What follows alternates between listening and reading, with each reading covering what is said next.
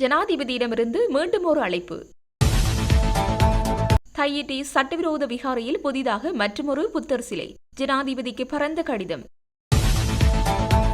தையிட்டியில் கைதானவர்கள் பிணையில் விடுவிப்பு. தையிட்டியில் அரங்கேறிய போலீசாரின் செயலுக்கு சுகாஸ் கண்டனம். 13வது திருத்தச் சட்டத்திற்கு அப்பால் சென்று அதிகாரங்களை பகிருங்கள். திஸ்ஸ விதாரண. தையிட்டி விகாரை பிரச்சினை. மகாநாயக்க தேரர்களிடம் அர்ச்சுனா முன்வைத்த கோரிக்கை. மலையக மக்களை வடகிழக்கில் குடியேற்றுமாறு வற்புறுத்தவில்லை. சுய விருப்பத்தின் பேரில் வருவோரை வரவேற்க தயார் என்றே கூறினோம். எம்.ஏ. சுமந்திரன் விளக்கம். இனி உடனடி சோதனை. போலீசாரின் அதிரடி அறிவிப்பு.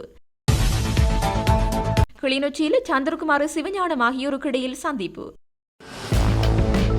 தையிட்டி விகாரைக்கு எதிராக இன்று முன்னெடுக்கப்பட்ட போராட்டத்தின் போது கைது செய்யப்பட்ட வேலன் சுவாமிகள் உள்ளிட்ட 5 பிணையில் விடுதலை செய்யப்பட்டுள்ளனர். சந்தேக நபர்கள் இன்றைய தினம் மல்லாகம் பதில நீதவான் காயத்ரி அகிலன் முன்னிலையில் ஆஜர்படுத்தப்பட்டனர். இதன்போது அவர்களை 1 லட்சம் ரூபாய் சரீர பிணையில் செல்ல நீதவான் அனுமதி வழங்கினார். இந்நிலையில் குறித்த வழக்கை எதிர்வரும் 26ஆம் தேதி மீண்டும் விசாரணைக்கு அழைப்பதற்கு நீதவான் உத்தரவிட்டுள்ளார். தையிட்டி திஸ்ஸ விகாரைக்காக சட்டவிரோதமாக கையகப்படுத்தப்பட்டுள்ள தனியார் காணிகளை விடுவிக்குமாறும் விகாரையின் விகாராதிபதிக்கு வழங்கப்படும் பதவி உயர்வுக்கு எதிர்ப்பு தெரிவித்தும் விகாரைக்கு முன்பாக இன்று போராட்டம் முன்னெடுக்கப்பட்டது. குறித்த போராட்டத்திற்கு எதிராக போலீசார் நீதிமன்ற தடை உத்தரவை பெற்றிருந்தனர். பாராளுமன்ற உறுப்பினர்கள் மற்றும் அரசியல்வாதிகள் உள்ளிட்ட 29 பேர் போராட்டத்தில் கலந்து கொள்ளக்கூடாது என பேர் குறிப்பிட்டு தடை உத்தரவு பெறப்பட்டிருந்தது. இந்நிலையில் இன்று போராட்டம் முன்னெடுக்கப்பட்ட வேளையில் விகாரை அண்மித்த சூழலில் கலகம் எடுக்கும் போலீசார் உட்பட பெருமளவிலான போலீசார் குவிக்கப்பட்டனர். இதனால் போராட்டக்காரர்களுக்கும் போலீசாருக்கும் இடையில் முரண்பாடு ஏற்பட்டு அப்பகுதியில் அமைதியின்மை ஏற்பட்டது. இது ஒரு அமைதி வழியான போராட்டம்.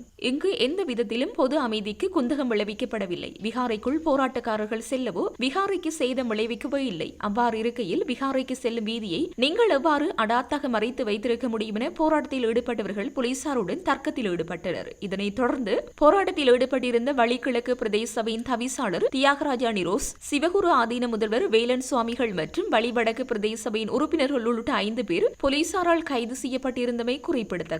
இதன்போது அங்கிருந்த நாடாளுமன்ற உறுப்பினர் சிவஞானம் ஸ்ரீதரன் போலீசாரால் கீழே தள்ளி வெளுத்தப்பட்டதாக தெரிவிக்கப்படுகிறது.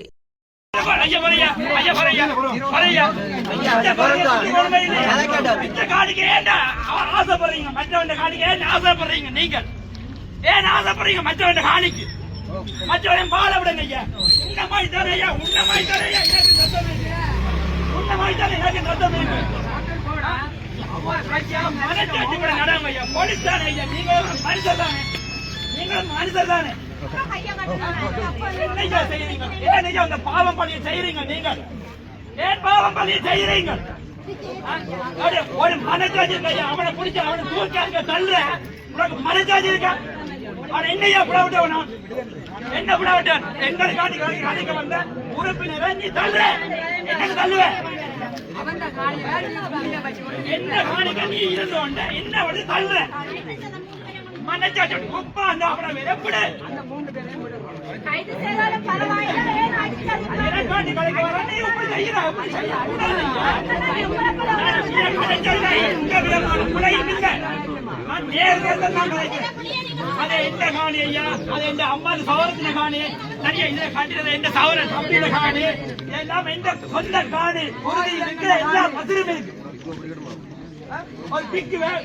ஒரு சாதாரணமா ஒரு காணி எடுக்கிறான். என்ன யாரும் பண்ணிருக்கேன் சட்டமன்ற போட்டு ஒன்றை கொண்டு திருப்பதி பார்த்து வாசிச்சு காட்டுற பக்கம் இல்லையா ஐயா? எத்தனை நேரம் போட்டோட உங்களுக்கு தான் ஐயா போட்டோடுறேன். எனக்கு இல்லையா?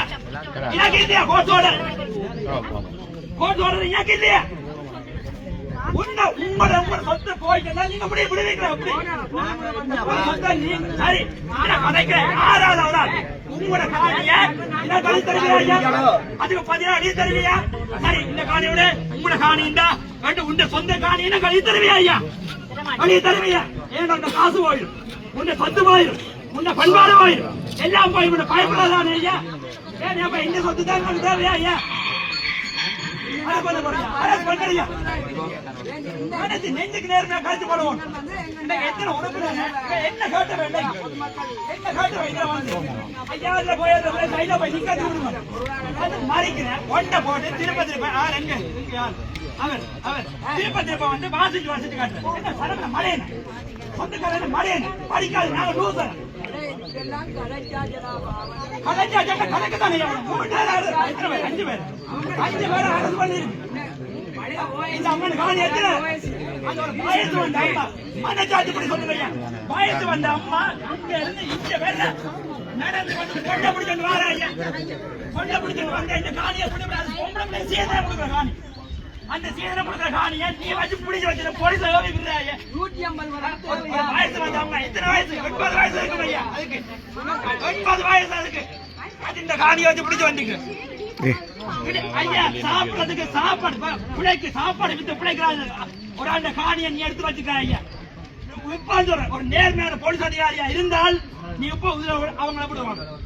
விடாம நேர்மையை நடவைய என்ன மனுஷங்க. நீங்க ஒரு தகப்பன் தானே, நீங்க ஒரு சகோதரன் தானே.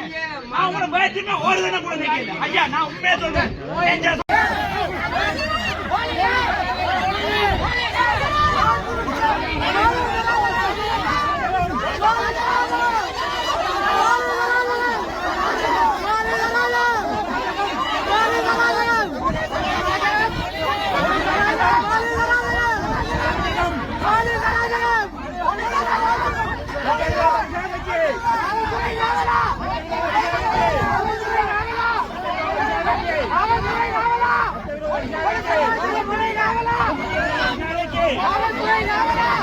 ஏத்துறாங்க 2 பேரை அரெஸ்ட் பண்ணிட்டாங்க போலீஸ்.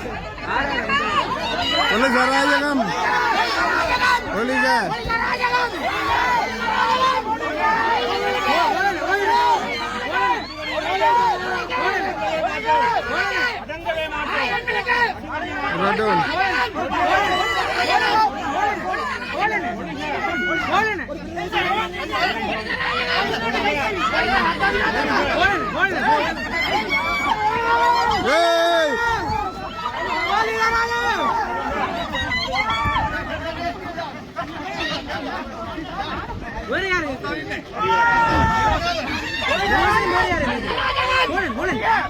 தவிசாளர் நிரோசன் கைது செய்யப்படுகிறார். வேலன் சுவாமி கைது செய்யப்படுகிறார். மற்றும் பிரேசபை உறுப்பினர்கள் பல கைது செய்யப்பட்டு இப்பொழுது அந்த ரக்கையில் ஏற்றிக் கொண்டிருக்கிறார்கள். எங்களது பிரேசபை உறுப்பினர்களும் நிறைய பேர் கைது செய்யப்பட்டுள்ளார்கள். போலீஸ் அராஜகம் தொடர்ந்து நடைபெற்றுக் கொண்டிருக்கிறது. தையட்டி விகாரை வாசலிலே இப்பொழுது ஒரு பகுதியினரை கைது செய்து கொண்டு ஜீப்பில் செல்கிறார்கள். தையிட்டி திஸ்ஸ விகாரை தொடர்பில் பக்கச்சார்பற்ற விசாரணைகள் நடத்தப்பட வேண்டும் என கண்டி மகாநாயக்க தேரர்களிடம் வேண்டுகோள் விடுத்துள்ளதாக அர்ஜுனார் எம்பி தெரிவித்துள்ளார். இன்று தையிட்டி விகாரைக்கு முன்பாக போராட்டத்தில் ஈடுபட்டவர்களில் கைது செய்யப்பட்ட 5 நபர்களும் மல்லாகம் நீதவான் நீதிமன்றத்தில் பிணையில் விடுவிக்கப்பட்டுள்ளனர். தனது சமூக வலைதளத்திலேயே மேற்கண்டவாறு தெரிவித்துள்ளார். அந்த பதிவில் மேலும் குறிப்பிட்டுள்ளதாவது: தையிட்டி திஸ்ஸ விகாரையை வைத்துக் கொண்டு தமிழ் சிங்கள அரசியல்வாதிகள் என இரு மக்களையும் ஆவேசப்படுத்தும் செயற்பாட்டில் ஈடுபட்டுள்ளனர். தமிழ் அரசியல்வாதிகள் குறித்த விகாரை உடைக்க வேண்டும் என கோருகின்றனர். சிங்கள அரசியல்வாதிகள் விகாரை உடைத்தால் தமிழ் மக்களை கொல்வதாக கூறுகின்றனர். இந்த திஸ்ஸ விகாரை வைத்துக் கொண்டு இவர்கள் அரசியல் செய்கின்றனர். மாவட்ட அபிவிருத்தி குழு கூட்டத்திலும் விகாரை காணி தொடர்பில் ஜனாதிபதிக்கு நான் காரணங்களை சுட்டிக்காட்டினேன். ஆனால் ஒருவரிடம் கடந்துவிட்டது, ஒரு நடவடிக்கையும் எடுக்கவில்லை. நான் மகாநாயக்க தேரர்களிடம் இது தொடர்பில் முறைப்பாடு ஒன்று செய்தேன். அந்த விகாரை அஸ்கரிய பீடமோ அல்லது மல்வத்து பீடத்திற்கோ சொந்தமானதல்ல. இது 3ஆம் தரப்பினருக்கானதாகும். இதில் தலையிட்டு தீர்வு தருமாறு கேட்டுக் கொண்டுள்ளதாக குறிப்பிட்டுள்ளார். இந்து மத தலைவர் தாக்கப்பட்டமை எந்த வகையிலும் ஏற்றுக்கொள்ளப்பட முடியாத இனவாத மதவாத விரீச்சையில் தையிட்டில் அரங்கேறிய சம்பவத்திற்கு வன்மையான கண்டனத்தை பதிவு செய்கின்றோம் என தமிழ் தேசிய மக்கள் முன்னணியின் பேச்சாளர் கனகரத்னம் சுகாஸ் தெரிவித்துள்ளார். அவர் வெளியிட்ட ஊடக அறிக்கையிலேயே இந்த விடயம் குறிப்பிடப்பட்டுள்ளது. அதில் மேலும் குறிப்பிடப்பட்டுள்ளதாவது: இன்றைய தாக்குதல்களுக்கும் கைதானவர்களும் அனுரகுமார தலைமையிலான JVP NPP அரசாங்கத்தின் இனவாத கோர முகத்தை காட்டுகின்றது. எங்களின் போராட்டத்தை கொச்சப்படுத்தியவர்களே ஒரு கணம் சிந்தியுங்கள். இன்று இந்த மத தலைவருக்கு நடந்தது நாளைக்கு உங்களுக்கு நடக்காது என்பதற்கு என்ன உத்தரவாதம்? நாங்கள் போராடுவது உங்களுக்கும் சேர்த்துத்தான் என்பதை மறவாதீர்கள். போற்றுவோர் போற்றட்டும், தோற்றுவோர் தோற்றட்டும். இனத்துக்கான போராட்டம் தொடரும். இலக்கொன்றே இனத்தின் விடுதலை என குறிப்பிடப்பட்டுள்ளது. ஒருவரை ஒன்றையொருவர் சந்தேகத்துடனும் அவநம்பிக்கையுடனும் பார்ப்பதற்கு பதிலாக எந்த ஒரு சவாலையும் எதிர்கொண்டு உறுதியுடனும் ஒரே நோக்கத்துடனும் நம்மிடம் ஒப்படைக்கப்பட்ட பொறுப்புகளை நிறைவேற்றும் போது ஒரு நாடாக நாம் முன்னோக்கி செல்ல முடியும் என ஜனாதிபதி அனுரகுமார திசாநாயக்க தெரிவித்தார். ஜனாதிபதியாகவும் அரசாங்கமாகவும் நமக்கு ஒப்படைக்கப்பட்டுள்ள பொறுப்புகளையும் மதங்கள் என்ற வகையில் வழங்கப்பட்டுள்ள பொறுப்புகளையும் மக்கள் மற்றும் பாதுகாப்பு படைகள் என்ற வகையில் நமக்கு ஒப்படைக்கப்பட்டுள்ள பொறுப்புகளையும் முறையாக நிறைவேற்றுவதன் மூலம் வரலாற்றில் நமக்கு இருந்த பெருமை மற்றும் கௌரவத்துடன் தாய்நாட்டை மீண்டும் விரைவாக கட்டியெழுப்ப முடியும் என்றும் ஜனாதிபதி சுட்டிக்காட்டினார். இன்று முற்பகல் தேத்தலாவ இலங்கை ராணுவ கல்லூரியின் கேடட் அதிகாரிகள் விடுகை அணிவகுப்பு நிகழ்ச்சியில் பிரதம அதிதியாக கலந்து கொண்டு உரையாற்றும் போதிய ஜனாதிபதி இதனை குறிப்பிட்டார். நாட்டை கட்டியெழுப்புவதற்கு அனைவரும் ஒன்றிணைந்து பணியாற்ற வேண்டும் என்று ஜனாதிபதி அழைப்பு விடுத்தார். நமது நாடு ஒரு சிறந்த பாரம்பரியத்தையும் வெற்றிகளையும் பெற்றிருந்தாலும் கடந்த சில தசாப்தங்களாக நாடு அனைத்து வகையான வீழ்ச்சிகளுக்கும் உள்ளாகியுள்ளது என்று குறிப்பிட்ட ஜனாதிபதி இன்று அனைவருக்கும் ஒப்படைக்கப்பட்டுள்ள பொறுப்பு தாய்நாட்டை மீண்டும் உலகில் மதிப்புமிக்க மற்றும் பாராட்டப்படும் ஒரு நாடாக மாற்றுவதாகும் என்றும் தெரிவித்தார். சூறாவளியினால் பாதிக்கப்பட்ட மக்களை மீட்டல் மற்றும் வசதிகளை வழங்கும் செயல்பாடுகளில் ராணுவம் செய்த சிறப்பான பணிக்காக நன்றி தெரிவித்த ஜனாதிபதி இக்கட்டான சூழ்நிலைகளில் ராணுவம் நாட்டுக்காகவும் மக்களுக்காகவும் செய்யும் பணிகள் மகத்தானவை என அவர் குறிப்பிட்டார். சூறாவளியினால் நமது நாடு பேரழிவை சந்தித்தது. மக்களின் வாழ்க்கை முற்றிலுமாக பாதிக்கப்பட்டது. சிலருக்கு உணவு வழங்குவதில் பெரும் சிரமங்கள் எதிர்கொள்ள வேண்டியிருந்தது. இன்னும் சிலரது உயிர்களை காப்பாற்றுவது ஒரு பெரிய சவாலாக அமைந்தது. அன்றிலிருந்து இன்று வரை ஒவ்வொரு சவாலிலும் இலங்கை ராணுவம் பெரும் பங்காற்றியுள்ளது. அவர்களுக்கு நன்றி தெரிவிக்கவும் இந்த வாய்ப்பை பயன்படுத்துகிறேன். படையினர் மிகவும் கடினமான பணியில் ஈடுபட்டு மக்களின் வாழ்க்கையை மீட்டெடுக்க கடுமையாக உழைத்து வருகின்றனர். உங்களுக்கு இருப்பது தொழில் ரீதியான பொறுப்பு மாத்திரமல்ல, பல்வேறு வகையான தொழில்கள் உள்ளன. உங்கள் நண்பர்கள் வெவ்வேறு தொழில்களில் ஈடுபட்டுள்ளனர். ஒவ்வொரு தொழிலுக்கும் அதற்கே உரிய பொறுப்பு மற்றும் மதிப்பு உள்ளது. நீங்கள் மிக உயர்ந்த மதிப்பை பெற்றுள்ளீர்கள் என்றும் அதே நேரம் ஒரு பாரிய பொறுப்பு உங்கள் தோள்களில் சுமத்தப்பட்டுள்ளது என்றும் நான் நினைக்கின்றேன் என ஜனாதிபதி குறிப்பிட்டார். தையிட்டி சட்டவிரோத விகாரையில் புதிதாக மற்றொரு புத்தர் சிலையை நிறுவப் போவதாகவும் அதற்காக முப்படைகள் மற்றும் போலீசார் பாதுகாப்பு வழங்க வேண்டும் என ஜனாதிபதியிடம் எழுத்து மூலம் கோரிக்கை விடுக்கப்பட்ட அதன் பிரதிகள் சம்பந்தப்பட்ட தரப்புகளுக்கும் அனுப்பி வைக்கப்பட்டுள்ளன. எதிர்வரும் ஜனவரி மாதம் 3ஆம் தேதி தொருத்துப்போயா தினத்தன்று தையிட்டி விகாரையில் தெற்கிலிருந்து புகையிரத்தில் எடுத்து வரப்படும் புத்தர் சிலையை புகையிரத நிலையத்திலிருந்து சமய அனுஷ்டானங்களுடன் விகாரைக்கு எடுத்துச் சென்று அங்கு நிறுவுவதற்கு ஏற்பாடுகள் செய்யப்பட்டுள்ளன. அன்றைய தினம் புகையிரத நிலையத்திலிருந்து விகாரைக்கு புத்தர் சிலை எடுத்துச் செல்லும் போது முப்படையினர் மற்றும் போலீசார் சமய ஊர்வலத்திற்குரிய பாதுகாப்புகளை வழங்க வேண்டும் என எழுத்து மூலம் கோரிக்கை விடுக்கப்பட்டுள்ளது. தையிட்டி விகாரை தனியாரின் காணிகளை அடாத்தாக கையகப்படுத்தி அமைக்கப்பட்டுள்ளது. குறித்த விகாரைக்காக கையகப்படுத்திய காணிகளை உரிமையாளர்களிடம் ஒப்படைக்குமாறு கோரி ஒவ்வொரு பௌர்ணமி தினத்திற்கு விகாரைக்கு முன்பாக போராட்டம் முன்னெடுக்கப்பட்டு வருகிறது. அந்த வகையிலேயே ஜனவரி 3ஆம் தேதி புத்தர் சிலை நிறுவப்பட உள்ள பௌர்ணமி தினத்தன்று போராட்டம் முன்னெடுக்கப்பட உள்ளது. அதேவேளை தையிட்டி சட்டவிரோதமானது என்றும் விகாரை அமைந்துள்ள காணிகளில் எதிர்காலத்தில் எவ்விதமான கட்டுமான பணிகளையும் முன்னெடுக்க வேண்டாம் என வலிவடக்கு பிரதேச சபையினரால் விகாராதிபதிக்கு எழுத்து மூலம் அறிவுறுத்தப்பட்டுள்ளது. அத்துடன் தையிட்டி விகாரை சட்டவிரோத கட்டுமானம் என மும்மொழிகளில் விகாரைக்கு முன்பாக அறிவித்தல் பலகை நாட்டுவது என வலிவடக்கு பிரதேச சபையினால் கடந்த 18ஆம் தேதி தீர்மானம் நிறைவேற்றப்பட்டுள்ளமையும் குறிப்பிடத்தக்கது. 2024ஆம் ஆண்டுக்கான காப்போது உயர்தர பரீட்சையில் திறமைகளை வெளிப்படுத்திய வடக்கு மாகாண மாணவர்களை கௌரவிக்கும் வடமாகாண நிகழ்வு ஒன்று நடைபெற்றுள்ளது. குறித்த நிகழ்வானது கிளிநொச்சி நெலும்பிய மண்டபத்தில் இன்றைய தினம் இடம்பெற்றது. ஜனாதிபதி நிதியத்தின் செயலாளர் ரோஷான் கமிகே தலைமையில் நடைபெற்ற நிகழ்வில் பிரதமர் கலாநிதி ஹரிணி அமரசூரிய கலந்து கொண்டுள்ளார். குறித்த நிகழ்வில் சபாநாயகர் டாக்டர் ஜெகத் விக்ரமரத்ன, ராமலிங்கம் சந்திரசேகர், மீன்வளம் நீர்வாழ் உயிரினங்கள் மற்றும் கடல்வள அமைச்சர், கூட்டுறவு பிரதி அமைச்சர் உபாலி சமரசிங்க, பாராளுமன்ற உறுப்பினர்களான இளங்குமரன், ஸ்ரீ பவானந்தராஜா, ஜனாதிபதி நிதியத்தின் செயலாளர் ரோஷான் கமிகே உள்ளிட்டோர் கலந்து கொண்டுள்ளனர். 6 பாடப்பிரிவுகளின் மாவட்டங்களில் 1 தொடக்கம் 10 இடங்களை பெற்ற மாணவர்களுக்கு ரொக்க பரிசுகள் மற்றும் சான்றிதழ்கள் வழங்கப்பட்டன. இதேவேளை பிரதமர் ஹரிணி அமரசூரிய இன்றைய தினம் கிளிநொச்சி மாவட்டத்தின் பிரசித்தி பெற்ற ஆலயங்களில் ஒன்றான கிளிநொச்சி மாவட்டத்தின் கரச்சி புளியம்பொக்கணி ஆலயத்தில் இந்து மக்களின் முறைப்படி பூஜை வழிபாடுகளில் கலந்து கொண்டுள்ளார். அத்துடன் ஆலயத்தின் வரலாற்று பற்றியும் கேட்டு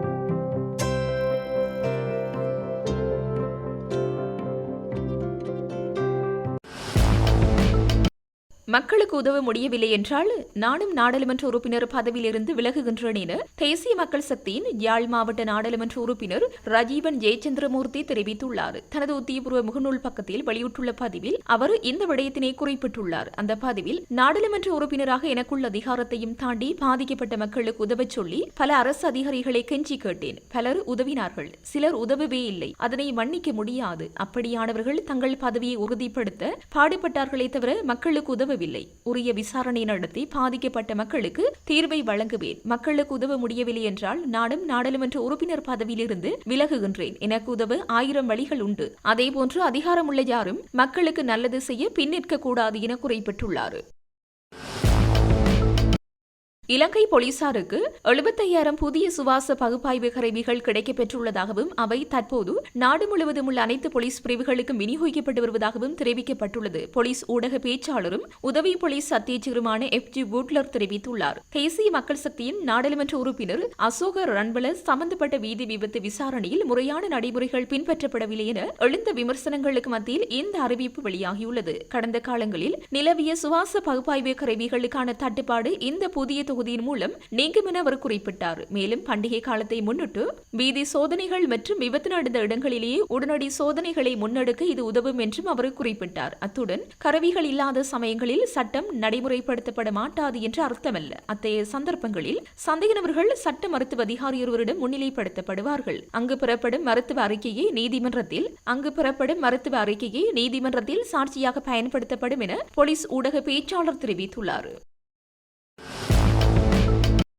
மலையக மக்கள் அவர்களது தாயகத்தை விட்டுவிட்டு வடக்கு கிழக்கு மாகாணங்களில் வந்து குடியேற வேண்டும் என நாம் வற்புறுத்தவில்லை. மாறாக வடகிழக்கு மாகாணங்களில் குடியேறுவதற்கான விருப்பத்துடன் இருக்கும் மக்களை அன்போடு வரவேற்பதற்கும் அவர்களுக்கு அவசியமான வசதிகளை ஏற்படுத்தி கொடுப்பதற்கும் தயாராக இருப்பதாகவே நாம் குறிப்பிட்டோம் என இலங்கை தமிழரசு கட்சியின் பொதுச் செயலாளர் MA சுமந்திரன் தெரிவித்துள்ளார். கடந்த நவம்பர் மாத இறுதியில் ஏற்பட்ட டிப்பா சூறாவளியை அடுத்து உருவான வெள்ளப்பெருக்கு மண்சரிவு அனர்த்தங்களில் சிக்கி 600க்கும் மேற்பட்டோர் உயிரிழந்தும் 100கணக்கானோர் காணாமல் போயும் லட்சக்கணக்கான இடம்பெயர்ந்தும் இன்னமும் முழுமையாக மதிப்பிடப்படாத பெருந்தொகை சொத்துக்கள் சேதமடைந்து நாடு பேரழிவுக்கு முகம் கொடுத்துள்ளது. குறிப்பாக மலையக மக்கள் கடும் கஷ்டத்தை எதிர்கொண்டிருக்கும் பின்னணியில் மலையக தமிழர் மலையக மண்ணில் தாம் வாழ வேண்டும் என நானும் விரும்புகின்றேன். ஆனால் பாதுகாப்பான காணி உரிமையை வழங்குவதற்கு மறுத்தால் எமது மக்கள் மழை மண்சரிவில் சிக்குண்டு தொடர்ச்சியாக பலியாவதா என கேள்வி எழுப்பியிருந்த தமிழ் முற்போக்கு கூட்டணியின் தலைவரும் பாராளுமன்ற உறுப்பினருமான மனோ கணேசன், எனவே மாற்று யோசனையாக வடகிழக்கு மாகாணங்களில் புலம்பெயர்வினால் வெற்றிடங்களாக காடாகிக் கொண்டிருக்கும் காணிகளை அவற்றின் உரிமையாளர்கள் மனவுந்து வழங்குவார்களாயின் அங்கு சென்று குடியேறி உழைத்து வாழ விரும்புகிறீர்களா என நான் சந்தித்த மக்களிடம் கேட்டேன் என தெரிவித்திருந்தார். அதற்கு பதிலளிக்கும் வகையில் தனது உத்தியபூர்வ எக்ஸ் தள பக்கத்தொன்றில் பதிவொன்றை செய்திருந்த இலங்கை தமிழரசு கட்சியின் பொதுச் செயலாளர் MA சுமந்திரன், அண்மையில் கண்டிக்கும் கம்பளைக்கும் விஜயம் மேற்கொண்ட போது மலையகத்திலிருந்து வடக்கு கிழக்கு மாகாணங்களுக்கு வந்து குடியேறுமாறு எமது தமிழ் உறவுகளை அழைப்பதற்கு தயாராகவே வந்தோம் எனவும் தற்போது மனோ கணேசனும் மலையக மக்களும் அதற்கான விருப்பத்தை வெளிப்படுத்தியிருக்கும் நிலையில் அம்மக்களை மிகுந்த பாசத்துடன் மனதார வரவேற்பதற்கு தயாராக இருப்பதாகவும் குறிப்பிட்டிருந்தார். இவ்வாறானதொரு பின்னணியில் கடந்த வாரம் பாராளுமன்றத்தில் உரையாற்றிய எதிர்க்கட்சி உறுப்பினர் ராதாகிருஷ்ணன், மலையகம் எமது தாயகம், நாங்கள் மலையகத்தை விட்டு யாழ்ப்பாணத்திற்கோ மட்டக்களப்புக்கோ செல்வதற்கு தயாரில்லை. அதனால் மலையக மக்களுக்கு 7 பேச் காணியை வழங்கி அந்த மக்கள் அங்கு வாழ்வதற்கு தேவையான வசதிகளை ஏற்படுத்தி கொடுக்க வேண்டும் என வலியுறுத்தியிருந்தார். அதற்கு பதிலளிக்கும் வகையில் கருத்துரைத்த சுமந்திரன், மலையக மக்கள் அவர்களது தாயகத்தை விட்டு வடக்கு கிழக்கு மாகாணங்களில் வந்து குடியேற வேண்டும் என நாம் வற்புறுத்தவில்லை. மாறாக வடகிழக்கு மாகாணங்களில் குடியேறுவதற்கான விருப்பத்துடன் இருக்கும் மக்களை அன்போடு வரவேற்பதற்கும் அவர்களுக்கு அவசியமான வசதிகளை ஏற்படுத்தி கொடுப்பதற்கும் தயாராக இருப்பதாகவே நாம் குறிப்பிட்டோம் என விளக்கமளித்தார். அதேபோன்று புலம்பெயர் தமிழர்கள் சிலர் அவர்களது காணிகளை வழங்குவதற்கு விருப்பத்தை தம்மிடம் வெளிப்படுத்தியிருப்பதாக சுட்டிக்காட்டிய சுமந்திரன், எனவே சுய விருப்பத்தின் பேரில் வடகிழக்கில் குடியேற விரும்பும் மலையக மக்களுக்கு அவசியமான காணிகளை வழங்குவதற்கும் அவர்களது விவசாயம், பயிற்சிகை உள்ளிட்ட அவர்களது வாழ்வாதாரத்திற்கு அவசியமான அரச காணிகளை பெற்றுக் கொடுப்பதற்கும் நாம் நடவடிக்கை எடுப்போம் என்றார். தமிழரசு கட்சியின் தலைவர் CVK சிவஞானம் மற்றும் ஜனநாயக தமிழ் தேசிய கூட்டணியின் பங்காளி கட்சியான சமத்துவ கட்சியின் பொதுச் செயலாளருமான மு. சந்திரகுமாரும் கிளிநொச்சியில் சந்தித்து கலந்துரையாடியுள்ளனர். இன்று பிற்பகல் 1 மணியளவில் கிளிநொச்சியில் அமைந்துள்ள சமத்துவ கட்சியின் அலுவலகத்தில் இந்த சந்திப்பு இடம்பெற்றது. அரசியல் நிலைமைகள், எதிர்கால செயற்பாடுகள், புதிதாக உருவாக்கப்பட உள்ள பயங்கரவாத தடைச்சட்டம் தொடர்பில் தமிழ் மக்களின் தரப்பாக எவ்வாறு செயற்படுவது போன்ற பல்வேறு விடயங்கள் பற்றி கலந்துரையாடினார்கள். இந்த சந்திப்பில் சமத்துவ கட்சியின் தலைவர் மனோகரன், கட்சியின் செயற்பாட்டாளர், முன்னாள் போராளி பாலன் மாஸ்டர் ஆகியோரும் கலந்து கொண்டனர். 13ஆம் திருத்தச் சட்டத்திற்கு அப்பால் சென்று நாட்டின் அனைத்து இன மக்களும் கௌரவத்துடனும் சம உரிமையுடனும் வாழக்கூடிய அதிகாரப்பரவு முறையை உருவாக்க வேண்டும் என்று லங்கா சமசமாய கட்சியின் பொதுச் செயலாளர் பேராசிரியர் திஸ்ஸ விதாரண தெரிவித்துள்ளார். இலங்கையின் இடதுசாரி கட்சியான லங்கா சமசமாய தனது 90வது ஆண்டு பூர்த்தியை முன்னிட்டு கொழும்பில் நேற்று நடைபெற்ற விசேட மாநாட்டில் உரையாற்றும் போது அவர் இவ்வாறு குறிப்பிட்டார். அவர் மேலும் தெரிவிக்கையில், விஞ்ஞானம் மற்றும் தொழில்நுட்ப அமைச்சராக பணியாற்றிய காலத்தில் முன்னெடுத்த விதாத வேலை திட்டத்தின் மூலம் நாடு தழுவிய ரீதியில் சுமார் 50,000க்கும் மேற்பட்ட சிறு தொழில் முயற்சியாளர்களை உருவாக்கி நவீன தொழில்நுட்பத்தை கிராமங்களுக்கு கொண்டு சேர்த்த வெற்றியின் அனுபவத்தை பெருமையோடு கூறுகின்றேன். இவ்வாறான உற்பத்தி சார்ந்த பொருளாதார முன்னெடுப்புகளை நாட்டின் தற்போதைய அந்நிய செலாவணி நெருக்கடிக்கும் வேலையின்மைக்கும் தீர்வாக அமையும். இலங்கையின் இன பிரச்சினைக்கான அரசியல் தீர்வுக்காக சர்வ கட்சி பிரதிநிதிகள் குழுவின் தலைவராக நான் முன்னெடுத்த அதிகார பகிர்வு திட்டங்கள் இன்றும் காலாவதியாகவில்லை. 13ஆம் திருத்தச் சட்டத்திற்கு அப்பால் சென்று நாட்டின் அனைத்து இன மக்களும் கௌரவத்துடனும் சம உரிமையுடனும் வாழக்கூடிய ஒரு அதிகார பகிர்வு முறையை உருவாக்குவதே சமசமாய கட்சியின் நீண்டகால நிலைப்பாடாகும். பிரித்தானிய காலனித்துவ காலத்தில் சிங்கள மற்றும் தமிழ் ஆகிய இரு மொழிகளுக்கும் சம அந்தஸ்து வழங்கப்பட வேண்டும் என்று 1950களிலேயே இக்கட்சி தீர்மானம் நிறைவேற்றிய வரலாற்று தூரநோக்கை மீண்டும் நினைவூட்டுகின்றேன். தற்போதைய அரசியல் சவால்களை எதிர்கொள்ள இடதுசாரி சக்திகளின் ஒற்றுமை மிக அவசியமானது. 1972ஆம் ஆண்டு குடியரசு அரசியலமைப்பை உருவாக்குவதில் கொல்வின் ஆர்.டி. சில்வா ஆற்றிய வரலாற்று பணியை போன்றே தற்போதைய காலத்திலும் புதியதொரு அரசியல் கலாச்சாரத்தை உருவாக்க இடதுசாரிகள் கைகோர்க்க வேண்டும். 90 ஆண்டுகள் அரசியல் அனுபவமும் நேர்மையும் கொண்ட லங்கா சமசமாய கட்சி ஒடுக்கப்பட்ட மக்களின் குரலாக தொடர்ந்து ஒலிக்கும் என்பதை இம்மாநாடு மீண்டும் ஒருமுறை உறுதிப்படுத்தியது என தெரிவித்தார். வெள்ள அனர்த்தத்தினால் பாதிக்கப்பட்ட குடும்பங்களுக்கு வீட்டை சுத்தம் செய்ய அரசாங்கத்தினால் வழங்கப்பட்ட 20,000 கொடுப்பனவுக்கான பெயர் பட்டியல் தயாரிப்பில் தமக்கு அநீதி இழைக்கப்பட்டுள்ளதாக கூறி முந்தள பிரதேச செயலகத்திற்குட்பட்ட வீரபுர கிராம சேவை பிரிவைச் சேர்ந்த கரைக்கட்டை மற்றும் ஹிதாயத் நகர் உள்ளிட்ட கிராம மக்கள் நேற்று மாலை 3 மணி முதல் 6 மணி வரை எதிர்ப்பு நடவடிக்கையில் ஈடுபட்டனர். புத்தளம் கொழும்பு பிரதான வீதியின் மதுரங்குழி கரைக்கட்டை ஹிதாயத் நகர் மஸ்ஜிதுக்கு முன்பாக இந்த எதிர்ப்பு ஆர்ப்பாட்டம் நடைபெற்றது. இந்த எதிர்ப்பு ஆர்ப்பாட்டத்தில் 100க்கும் மேற்பட்டவர்கள் கலந்து கொண்டனர். போது நாங்கள் பாதிக்கப்பட்டவர்கள், எங்களுக்கு அநீதி இழைக்காதீர்கள், பாதிக்கப்பட்டவர்களுக்கு பாகுபாடு காட்டாது அனைவருக்கும் நிவாரணங்களை வழங்குங்கள், அரசாங்கம் கொடுத்த 25,000 ரூபாவை பாதிக்கப்பட்ட மக்களுக்கு வழங்குங்கள், இதுபோன்ற பல வாசகங்கள் எழுதப்பட்ட சுலோகங்களை ஏந்தியவாறு வெள்ளத்தால் பாதிக்கப்பட்ட மக்கள் தமது கடும் எதிர்ப்பை வெளியிட்டனர். மேற்படி வீட்டை சுத்தம் செய்ய அரசாங்கத்தினால் கொடுக்கப்படும் 25,000 ரூபாய் பணத்தை வழங்குவதற்காக வீரபுர கிராம சேவை பிரிவில் தயாரிக்கப்பட்ட பெயர் பட்டியலில் தமக்கு அநீதி இழைக்கப்பட்டுள்ளதாகவும் உண்மையாக பாதிக்கப்பட்ட குடும்பங்கள் இந்த கொடுப்பனவை பெறுவதற்கு பட்டியல் உள்வாங்கப்படவில்லை எனவும் ஆர்ப்பாட்டக்காரர்கள் குற்றம் சுமத்தினர். ஆர்ப்பாட்டக்காரர்கள் பிரதான வீதியை மறைத்து போராட்டத்தில் ஈடுபட முற்பட்ட போது போலீசார் அதனை தடுத்ததுடன் அவர்களுக்கு எச்சரிக்கை விடுத்தனர். இதனால் புத்தளம் கொழும்பு பிரதான வீதியின் ஹிதாயத் நகர் பகுதியில் சுமார் 3 மணி நேரமாக ஒரு வழி பாதையாகவே வாகனங்கள் பயணித்தன. பின்னர் சம்பவ இடத்திற்கு வருகை தந்த முந்தள பிரதேச செயலகத்தின் நிர்வாக உத்தியோகத்தர் மற்றும் கணக்காளர் எதிர்ப்பு நடவடிக்கைகளில் ஈடுபட்ட